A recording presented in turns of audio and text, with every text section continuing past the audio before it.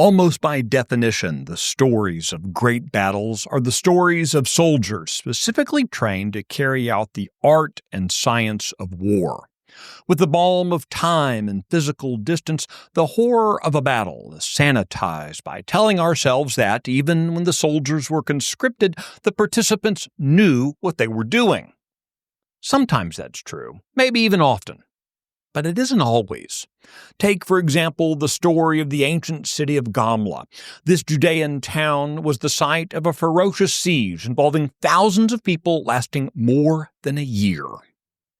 I'm Michael Quinn Sullivan with a reflection on life and liberty.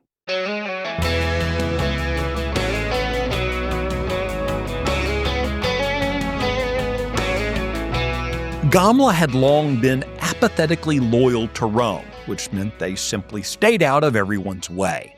But as the Great Revolt led by independence-minded Jews gained steam in the 60s AD, and the Roman military machine began committing horrendous atrocities to clamp it down, Gamla's apathy turned into a resolve for independence. Unlike the more famous Masada in southern Israel near the Dead Sea, Gamla was simply a town.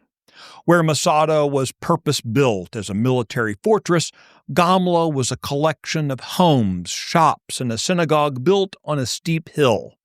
Even today, the prominent outcroppings resemble a camel's hump, hence the name Gamla, which is the Aramaic word for that beast of burden. Gamla was out of the way, overlooking from a distance the Sea of Galilee. But as its loyalties shifted, it became an object of Roman ire.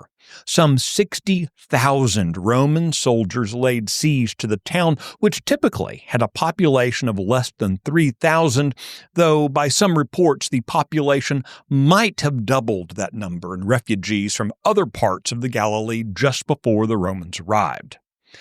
Yes, Gamla eventually fell.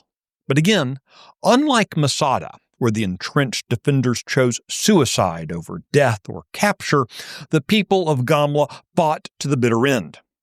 This town, again, not a fortress, not a military outpost, held off the greatest military force the world had ever seen for more than a year. These simple people made a mockery of the Romans. The people of Gamla fought with the righteous fervor of people who have no choice but to fight.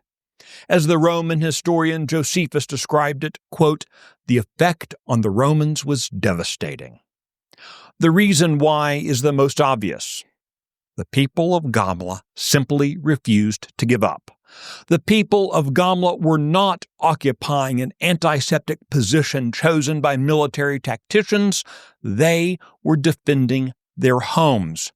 These real people fought not because they were conscripted or even for the sake of esoteric principles and an ill-defined cause. No, they fought because they and their very real families were threatened. A town that should have been casually wiped off the face of the earth instead drained the Romans of time and energy.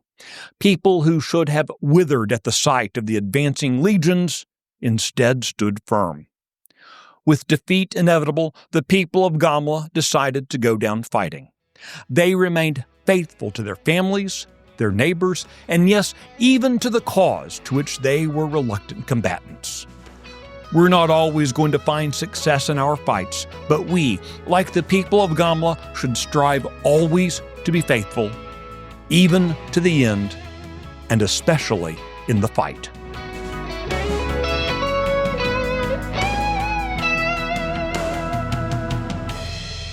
The Reflections podcast is presented by Texas Scorecard. If you like today's message, please take a moment to rate it, leave a review, and recommend it to your friends. I'm Michael Quinn Sullivan. Thanks for listening.